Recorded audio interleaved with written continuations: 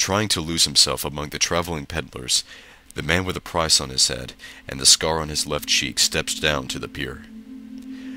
He is far more emaciated than Kaim's written description would have led him to believe. No doubt he is exhausted from his years as a fugitive. Still, he has fulfilled his promise to his mother by coming back to the island of his birth. His eyes dart fearfully over the pier. His expression changes from that of a man searching for someone to the panicked look of a child who has become separated from his parent. Kaim slowly plants himself in front of him.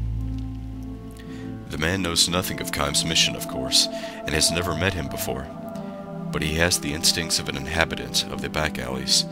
His face freezes, and he turns to flee. Kaim grabs him by the shoulder, but lightly in a way that would make an onlooker think he was witnessing the joyful reunion of old friends. The man tries to shake off the hand, to no avail.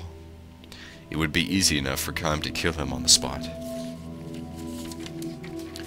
His eyes show that he has no strength left to fight. Kaim has far more experience than the man does at surviving potentially fatal encounters. The man knows this. If you're going to kill me, get it over with.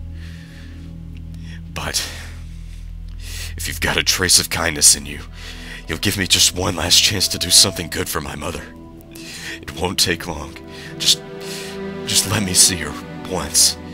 Then you can do whatever you like with me.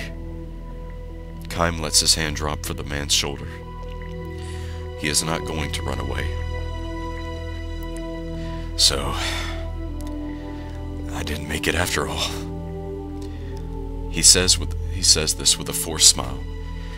His face tells Kaim that he has probably resigned himself to this fate.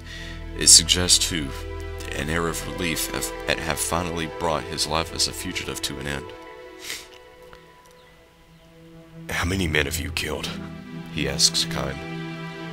I don't have to answer that. And I really don't want you to tell me. It's just that, well, looking at you, I'd say that I'm older than you are. And there are some things a person comes to realize when he's lived a long time. Think about the guys you've killed. Every single one of them had parents. Killing a person means killing someone's child, right? When that finally dawned on me, I left the gang. Gangs don't pay retirement bonuses, so I sort of borrowed a little money from them. Thought I'd use it too well. I've given my mother a hard time all these years. His voice grows thick and muffled. He shakes off the emotion and proclaims with a laugh, "What am I talking about? It's a lot of sentimental nonsense. I don't know how many guys I've killed over the years, so I figure that I'm getting what I deserve. I can't hate you for what you're doing." A shout comes from the ferry deck.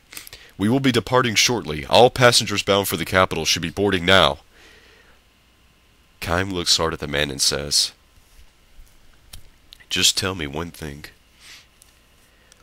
The man says nothing in reply, but Kaim continues,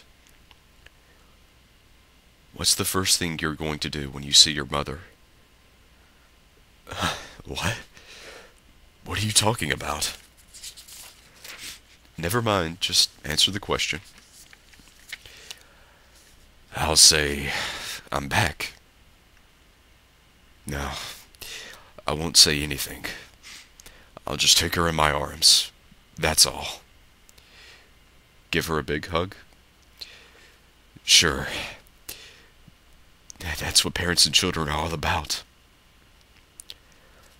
Kaim relaxes the grim expression on his face and jerks his chin toward the forest beyond the pier. There's an old broken-down house in the woods. Your mother's waiting for you there. Go to her. What are you talking about?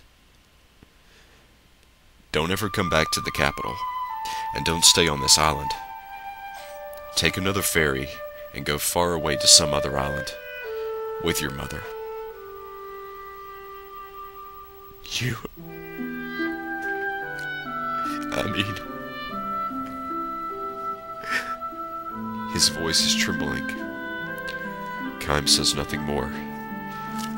He leaves the man behind and strides toward the boat before he can depart.